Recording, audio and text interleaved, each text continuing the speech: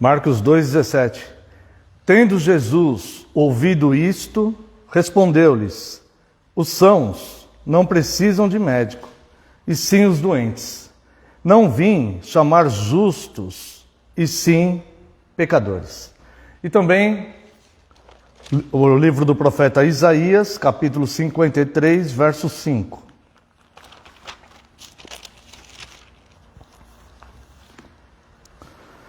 Mas ele foi traspassado pelas nossas transgressões e moído pelas nossas iniquidades.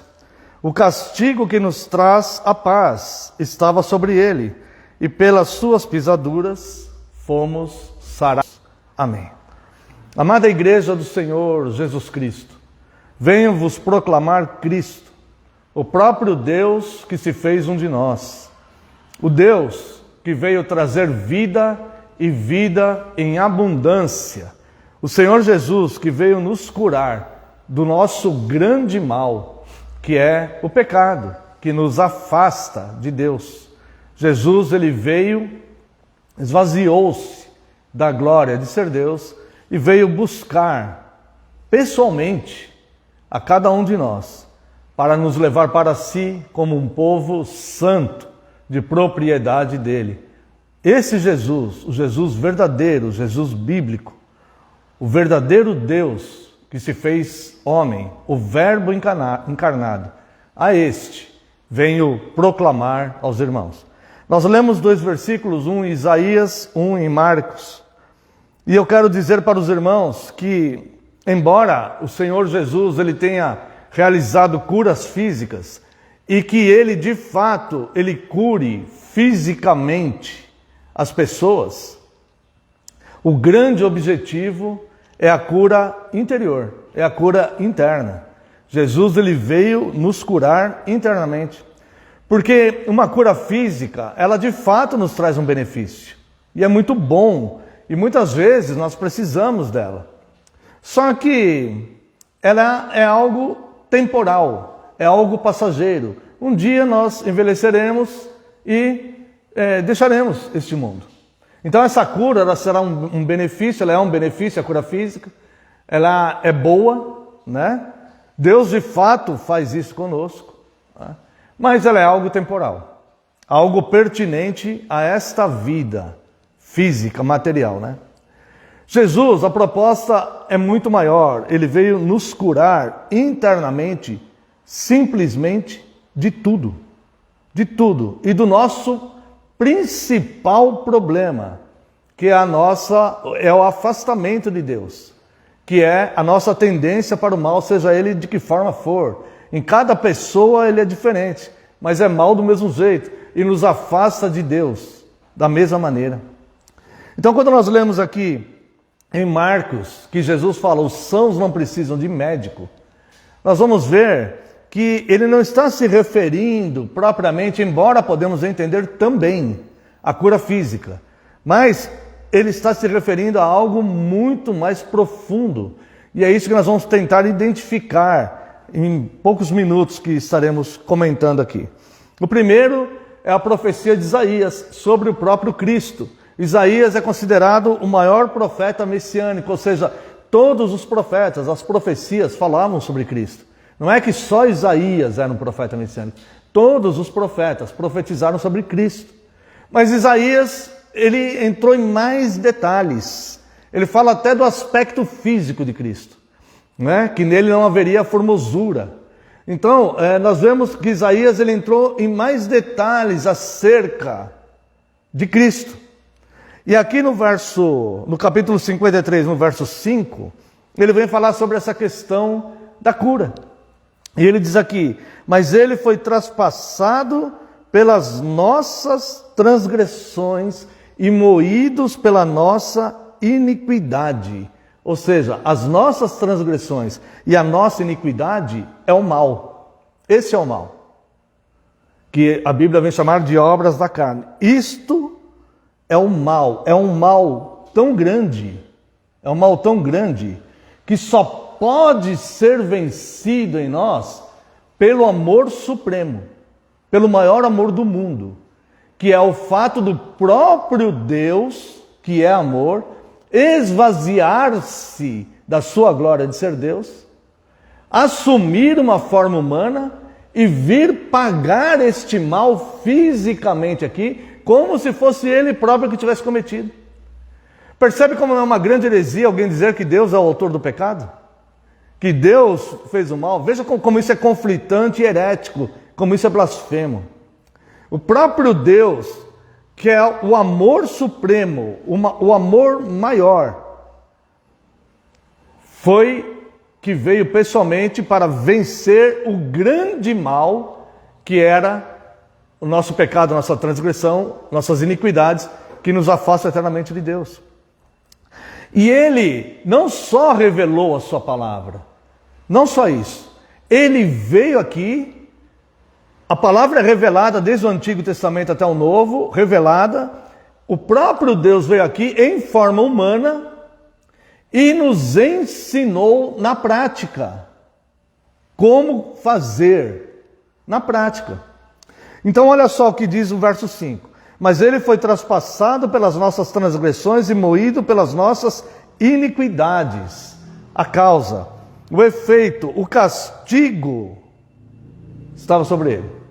Agora, este castigo que ele veio sofrer por causa das nossas falhas, transgressões e pecados e iniquidades, este castigo traz a paz. Esse castigo vai trazer a paz. Você começa a perceber então que o médico dos médicos, ele vem falar, os sãos não precisam de médico, mas os doentes. Ele está se referindo muitas vezes, não, como eu digo, não está excluído a cura física, não está. Não me interpretem mal. Mas principalmente a cura interior, a raiz de todo o problema. Porque se existe uma doença física, aí nós vamos ver lá em Gênesis 3,17, 3,27, que a terra toda entrou em maldição por causa das transgressões e do pecado do homem. Foi por isso, por causa do homem, por causa do pecado do homem, que a terra entrou em transgressão, e é por isso que as pessoas têm enfermidades físicas. Então ele vem e cura também, se for assim o propósito dele, mas é muito mais profundo. Então nós vamos aqui, que ele foi traspassado pelas nossas transgressões, moído pelas nossas iniquidades, causa e efeito. O castigo que ele pagou lá naquela cruz, nos traz a paz. Esse castigo estava sobre ele, para nos trazer a paz. Veja que começa aqui a cura interior. Nos traz a paz. E pelas suas pisaduras fomos sarados. O que significa isso? Significa que todo mundo tem que ir lá para Galiléia, para Jerusalém, para tentar ver onde ele andou e pisar ali onde ele pisou? Não, não é isso. O que ele está dizendo aqui é que ele próprio, o que o profeta Isaías diz aqui, é que o próprio Cristo, na época de Isaías, viria, né? Na nossa já veio aqui e nos ensinou na prática como fazer. E quando nós falamos pelas suas pisaduras, ou seja, é seguir as pegadas que ele deixou, é seguir o caminho que ele ensinou, é viver conforme ele disse que era para viver. E ele veio aqui na prática fazer isso. Jesus, que se esvaziou da glória de ser Deus, estava num corpo 100% homem, que estava angustiado uma semana antes de sofrer o maior martírio possível, onde o próprio Deus o abandonaria, carregando o pecado de toda a sua igreja, que estava tão angustiado, mas não pecou. Estava tão angustiado a ponto de falar: Pai, se pode, se for possível, passa de mim esse cálice. Ele sentiu um peso enquanto homem, olha isso. Mas, no entanto, não seja como eu quero, mas como tu queres. E nessa semana de angústia e de aflição, que ele sabia que estava chegando a este ponto, ele vai e lava os pés dos seus discípulos. Já parou para pensar isso? Jesus lavando os pés de pecadores, que iriam traí-lo, queriam abandoná-lo, queriam fugir quando os romanos viessem, né, para prendê-lo com espadas e porretes. né? Para maltratá-lo, sabedor disto, sabendo disto, ele vem e cumpre a sua missão na risca e ensina na prática essa humildade. Então, quando o profeta Isaías diz aqui, pelas suas pisaduras fomos sarados, quer dizer, ande como ele andou, siga os passos dele. É aquele exemplo, né? Uma outra vez eu fiz um sermão sobre isso há muitos anos atrás, muitos anos. E eu lembrei, e eu até comentei com os irmãos, é como um filme de guerra. Eu assisti uma vez, né? Então eles tinham que passar por um campo minado. E um dos soldados tinha um detector de metais. Então esse soldado ele ia na frente com o detector de metais, e onde tinha mina ele não pisava e tal. E os que vinham atrás, eles fizeram uma fila indiana, um pelotão inteiro, tinha que ir um de cada vez. E eles tinham que observar exatamente onde aquele soldado que estava com o detector de metais, aonde ele pisava, para eles pisarem exatamente ali, porque se eles pisassem em outro local que não fosse onde aquele primeiro passou, eles poderiam simplesmente pisar numa mina e explodir, porque eles não sabiam onde estava a mina. Então eles tinham que observar aquele primeiro que foi. E todos os outros que vinham atrás pisavam exatamente no mesmo lugar para eles conseguirem atravessar aquele campo minado, né? Então, é isso. Quando fala assim, pelas suas pisaduras fomos sarados. Não é fórmulas mágicas, irmãos. Trata-se de obediência, de atenção e de entender a Santa Palavra de Deus e procurar colocá-la em prática nas nossas vidas. Aqui onde nós lemos Marcos 2,17, eu gostaria, os irmãos que puderem voltar ali, Evangelho de Marcos, capítulo 2, vamos ler até o 15. Achando-se Jesus à mesa na casa de Levi, esse Levi é o Mateus, que ele era cobrador de impostos, né? Ele era um publicano, cobrador de impostos, que o Senhor Jesus chamou ele para ser um dos seus apóstolos, tá? E é chamado de Mateus, que é o que escreveu o Evangelho de Mateus. Esse Levi aqui, tá? Esse Levi, ele era considerado pecador, como era considerado Zaqueu e como era considerado todos os outros publicanos, porque eles enriqueciam ilicitamente. Eles cobravam, eles tinham que pagar para Roma determinado imposto de cada pessoa, e cada um, ele via que a pessoa conseguia pagar, eles cobravam a mais e pegavam para ele. Roma sabia, Roma não se importava com isso. Então eles aproveitavam isso, exploravam o próprio povo para eles enriquecerem individualmente, né? E aí, mas só que esse enriquecimento era um enriquecimento ilícito. Então os publicanos eram considerados pecadores. Por isso que muitas vezes os publicanos aqui estão relacionados aos pecadores, né? Quando nós lemos bastante passagem do Evangelho. Achando-se Jesus à mesa, Jesus estava à mesa com eles, tá? Na casa de Levi, estavam juntamente com ele e com seus discípulos muitos publicanos e pecadores, porque estes eram em grande número e também o seguiam. Olha só, o contexto em que Jesus fala, não, os sãos não precisam de médico. Eu não vim para os justos, eu vim para os pecadores, porque eu vim para buscar e salvar o perdido. Então olha só, grande número também o seguiam, esses pecadores e publicanos estavam seguindo Cristo. Os escribas, os fariseus eles eram uma seita, irmãos. Surgiram dentro do judaísmo ortodoxo, toda a religião, existem 4 religiões majoritárias.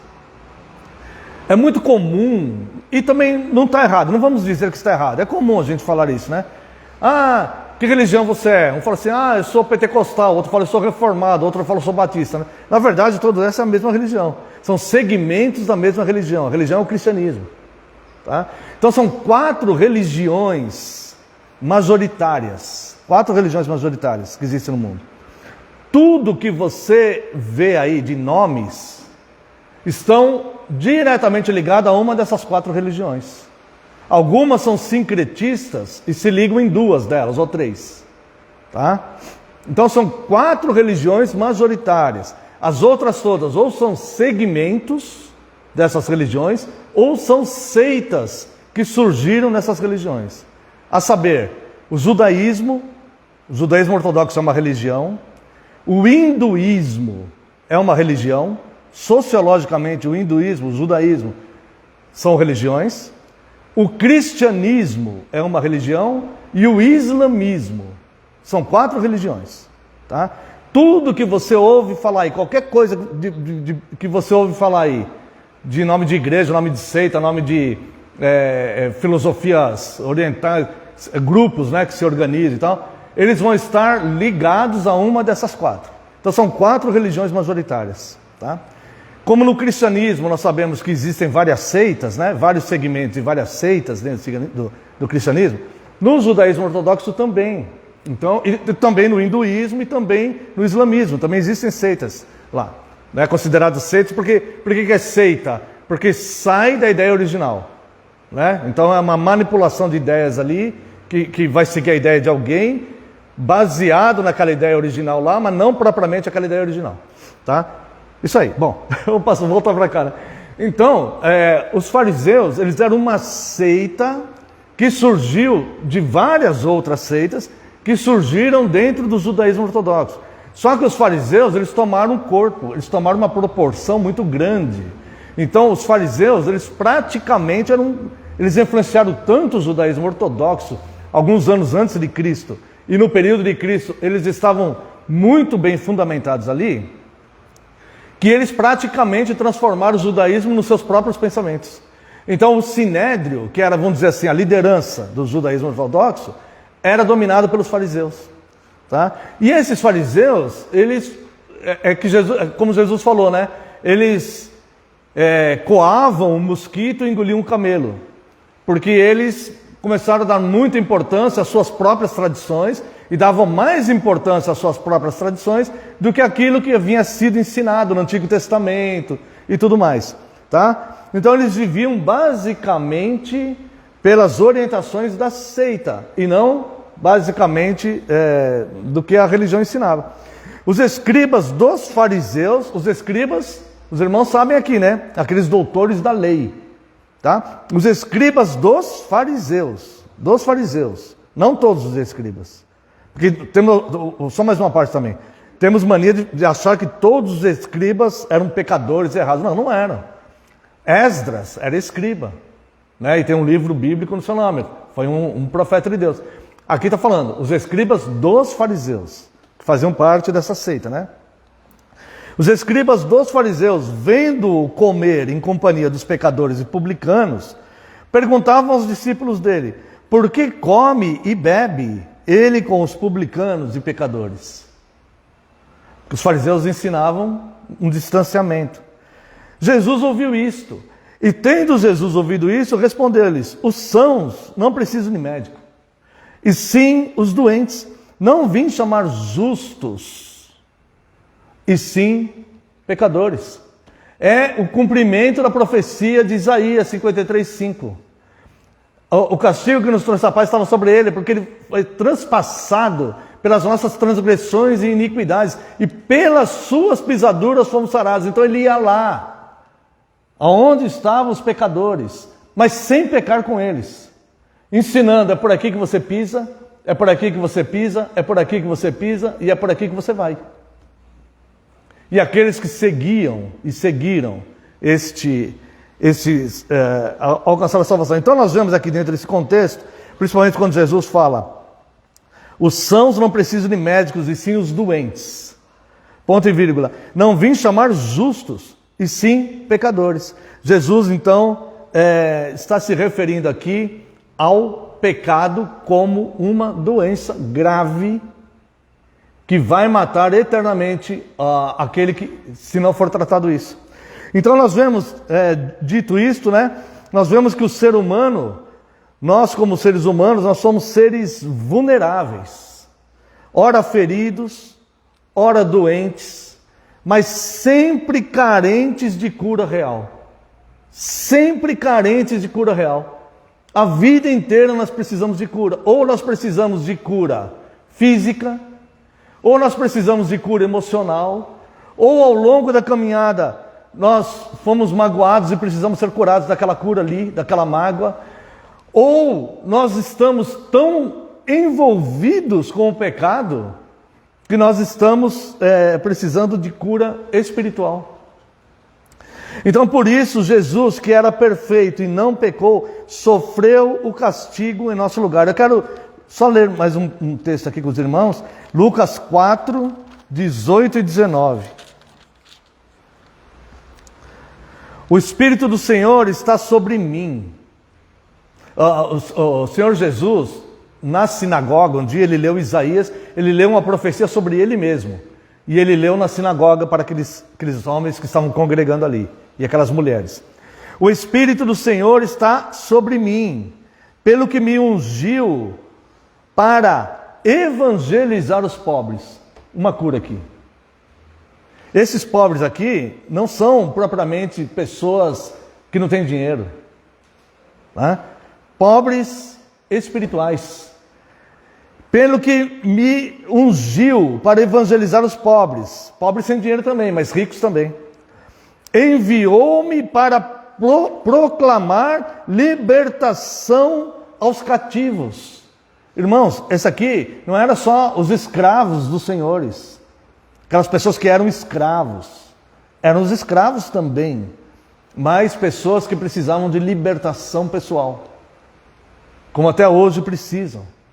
Libertação pessoal. Precisa se libertar de um pecado, precisa se libertar de um trauma, precisa se libertar de um rancor, precisa se libertar de ódio, precisa se libertar de tantos conflitos emocionais e de tanta ignorância com relação à palavra de Deus. Essas pessoas precisam serem libertas para que vivam e vivam em abundância, porque Jesus veio trazer vida e trazer vida em abundância. É isso que Ele está oferecendo. E as pessoas leem aquilo e falam: que lindo, Jesus veio trazer vida em abundância, que lindo. Mas não se preocupem em pisar nas suas pisaduras para serem sarados. E vão buscar os seus remédios e as suas soluções em diversos outros campos. Diversos outros campos. E muitas vezes se professam cristãs. Então olha só, o Espírito do Senhor está sobre mim, pelo que me ungiu para evangelizar os pobres. Diante de Deus, o homem mais rico do mundo é um mendigo. É um mendigo. Deus é o dono do ouro e da prata, Ele é dono do universo, de todas as coisas criadas. Ele vai fazer com essa terra o que Ele quiser, e Ele vai dar por habitação a quem Ele quiser, a quem Ele desejar. E Ele desejou: o justo habitará a terra. O homem mais rico do mundo, que tenha mais propriedades do mundo, que tenha mais terras, que tenha indústrias, que tenha... Diante de Deus, ele é um mendigo. É um mendigo espiritual que precisa do Evangelho para que viva.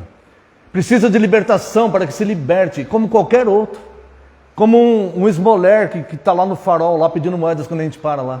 Exatamente igual. Diante de Deus, o homem mais rico do mundo é exatamente igual ao esmoler. Exatamente igual. E ele precisa, os dois, tanto o homem mais rico do mundo como o pedinte, eles precisam desse mesmo Deus, desse mesmo Evangelho, dessa mesma libertação dos cativos, restauração da vista aos cegos. Tudo bem, podemos falar de cura física, porque de fato Jesus curou vários cegos físicos, sim, mas veja o contexto: então o que está falando aqui é essa unção, né, que o Espírito do Senhor colocou sobre Cristo no seu ministério terreno, tá? Evangelizar os pobres, proclamar libertação aos cativos, restauração e vista aos cegos, com este objetivo, para pôr em liberdade os oprimidos e apregoar o ano aceitável do Senhor. Para mostrar que o final das contas é o Senhor que vai resgatar, é o Senhor que vai salvar, ou é o Senhor que vai rejeitar, é o Senhor que vai lançar no inferno. É isso. E essa unção que foi colocada sobre ele, embora ele já tenha voltado ao céu, assentado diante de Deus nas alturas, após fazer toda a purificação, certo? Esta unção continua aqui, até hoje, sabe por quê? Porque ele é o verbo, é a palavra. Você não encontra nada mais perfeito do que isso em lugar nenhum do mundo. Você não encontra. Nada que se complete tanto. Você encontra pessoas falando a Bíblia tem incoerências. Aonde? Aonde tem incoerência? Não tem. Você vai fechar tudo aqui, ó, num pensamento só, num autor só. Algo tão bem feito, tão bem orquestrado, que precisa de muita sabedoria. Essas escrituras aqui, irmãos, a sabedoria para fazer essas escrituras aqui de ponta a ponta, ela pode se assemelhar à criação do universo. Como que alguém pode escrever algo neste tom e uma coisa se encaixar e complementar a outra? Por isso que a fé cristã, ela é contextual.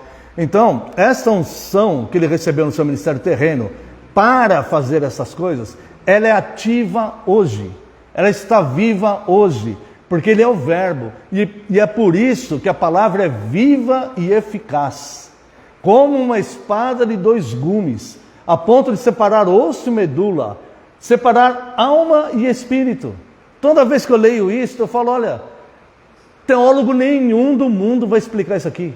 Nenhum teólogo do mundo, porque a sabedoria é muito maior. Aonde separa alma e espírito? Se você for dicotomista e pensar que alma e espírito é uma coisa só, certo? Ou se você é tricotomista, que acha que existe corpo, alma e espírito, aonde separa? Tanto do dicotomista como do tricotomista. Onde que separa alma e espírito? A palavra de Deus, ela vai lá. Se você vê uma pessoa que ela está em escuridão intelectual, em demência, uma pessoa que não consegue entender quando você fala algo para ela, uma pessoa que tem um problema mental gravíssimo, e não consegue entender, a palavra de Deus chega nela. O Salmo 139 diz, as trevas e a luz para Deus são a mesma coisa. Como assim? Que teólogo do mundo vai explicar isso? Porque para nós, quando chega a luz, as trevas se esvaem, não é isso? É assim. E Deus é luz, e habita em luz inacessível. Para ele, treva e luz é a mesma coisa. E ele manteve as trevas no mundo. Ele fez separação entre luz e trevas para nós. Para ele não existe trevas. Para ele luz e trevas é a mesma coisa. Porque ele penetra em qualquer lugar e vê claramente em qualquer lugar. Não precisa, como é que chama aquele negócio? Infravermelho, né? Que os exércitos usam para olhar no escuro e tal. Deus não precisa disso não. Tá?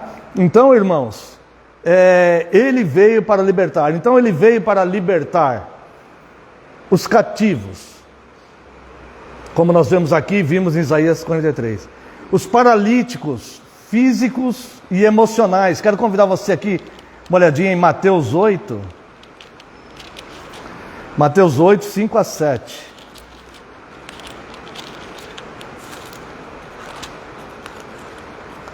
Tendo Jesus entrado em Cafarnaum, apresentou-se-lhe um centurião implorando, Senhor, o meu criado jaz em casa de cama, paralítico, sofrendo horrivelmente.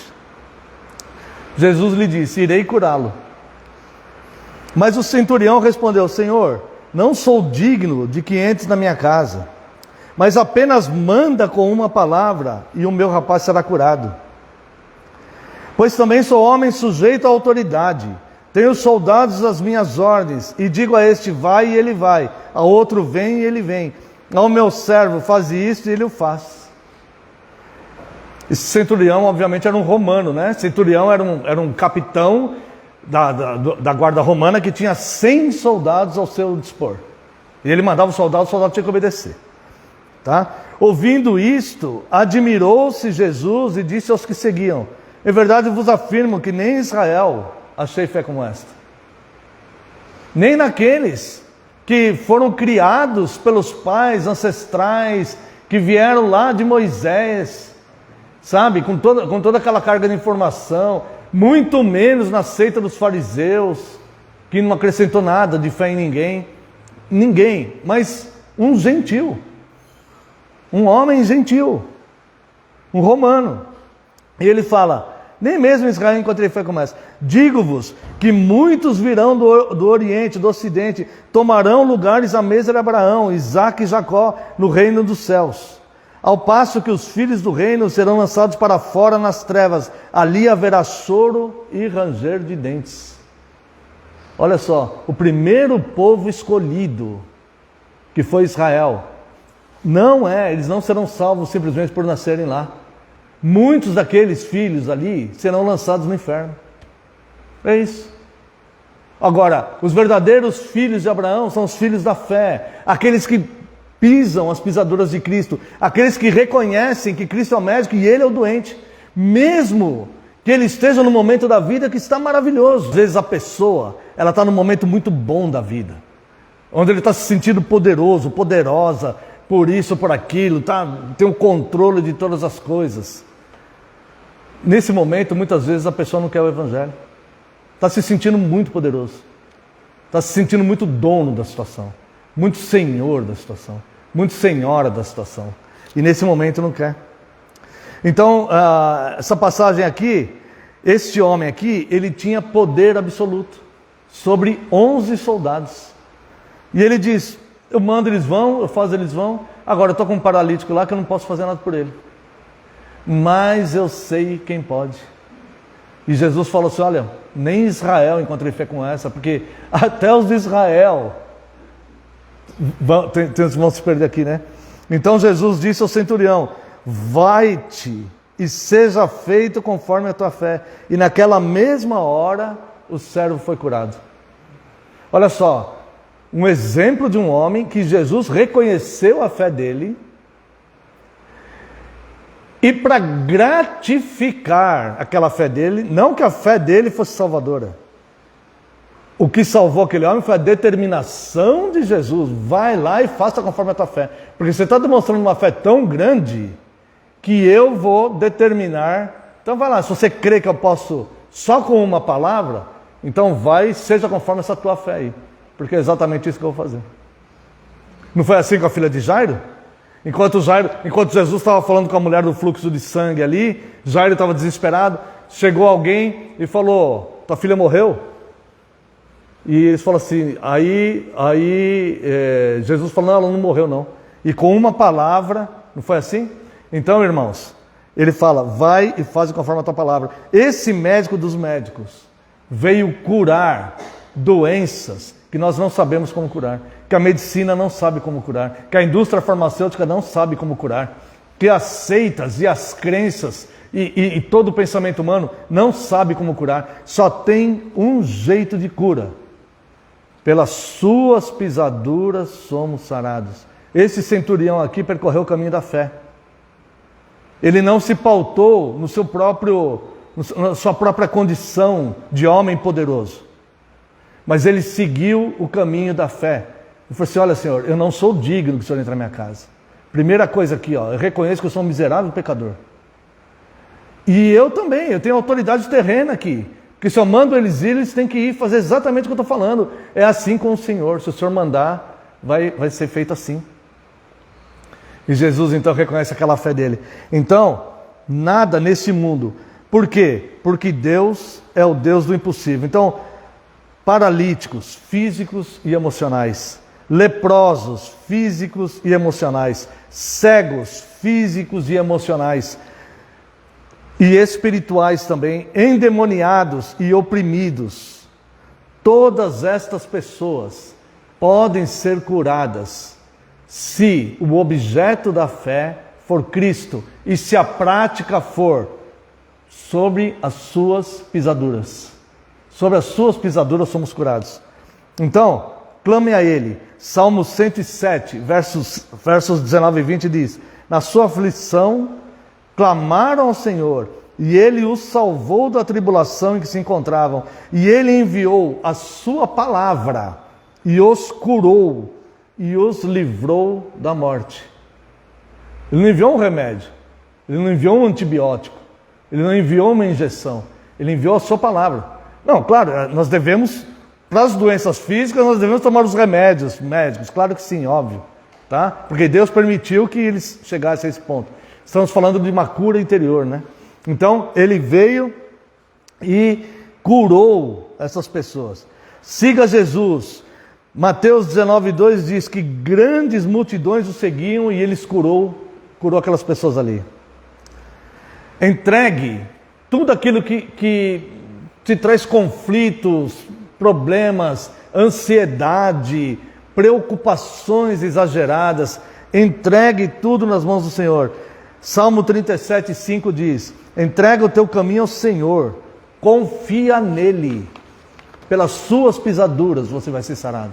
Confia nele, entrega o teu caminho ao Senhor, confia nele, e o mais ele fará. Aonde vai separar a alma e o espírito lá a gente não sabe. Aonde vai produzir a semente no solo da terra a gente não vê. Aonde Deus vai resolver o nosso problema a gente não sabe como. Mas entrega o teu caminho ao Senhor, confia nele, e o mais ele fará.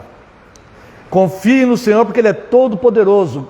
Isaías 26:4 diz: confie para sempre no Senhor, pois o Senhor, somente o Senhor, é rocha eterna.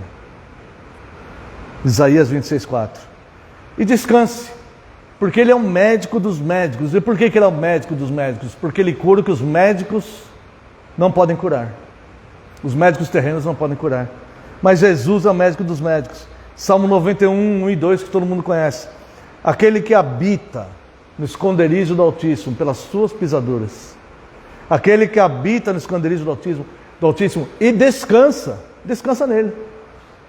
Descanse sobre o cuidado dos médicos dos médicos. Aquele que habita no esconderijo do Altíssimo e descansa à sombra do Onipotente, dirá do Senhor. Olha o que ele vai falar sobre Deus. Dirá do Senhor. Né? Não é? Vai falar sobre Deus, ou seja, é o conceito que esta pessoa fizer isso na prática. É o conceito que ela vai ter de Deus. Não porque alguém falou para ela, não porque tem uma religião, porque ela está pisando aquelas pisaduras e ela está vendo acontecer. Então ela tem um conceito interno, ela vai dizer de Deus, ela vai dizer do Senhor. Isso, porque é o conceito que ela tem dela ver as coisas se cumprindo de fato, porque ela andou nas pisaduras e foi sarada. Então aquele que habita no esconderijo, aquele que habita, que vai lá, ele se esconde em Deus, ele mora no esconderijo, ele pisa as pisaduras, ele crê nas promessas, ele procura conhecer esse Deus que está servindo, e o conceito que ele tem de Deus, dirá do Senhor, aquele que habita no esconderijo do Altíssimo e descansa à sombra do Onipotente, dirá do Senhor: tu és o meu refúgio, a minha fortaleza, o meu Deus em quem confio. Estou no esconderijo do Senhor, e eu tenho esse conceito porque eu vi Deus cumprindo em mim quando eu comecei a seguir as pisaduras. Então eu sei em quem tenho crido, e estou certo que é poderoso. Não foi assim que o pastor Paulo falou? Eu sei em quem tenho crido. Não é uma crença de devaneio, inconsequente, maluca. Eu sei em quem tenho crido. Eu tenho convicção disso. Isso aqui é racional. Eu sei em quem tenho crido. E estou bem certo que ele é poderoso. Esses homens